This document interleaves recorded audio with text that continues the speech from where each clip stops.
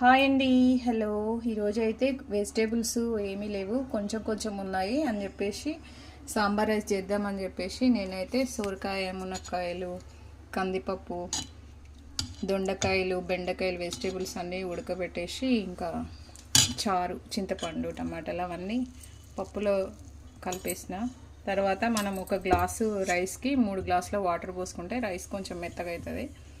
ఇప్పుడు ఈ సాంబారు సేమ్ కరివేపాకు అవన్నీ లాస్ట్లో వేసుకున్న తర్వాత ఇది ఇందులో కలుపుకోవాలి. అప్పుడు వేడి వేడిగా సాంబార్ రైస్ రెడీ అయిపోతుంది. చూడండి, ఇంకా అప్పడాలతో తింటే సూపర్ ఉంటుంది. ఇక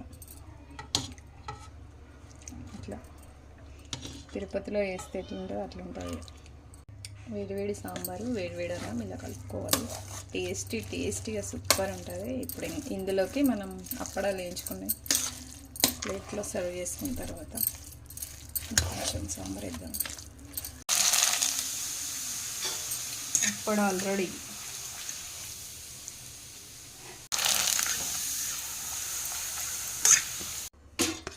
ఓకే, సాంబార్ రైస్ రెడీ. తిందాం ఇప్పుడు.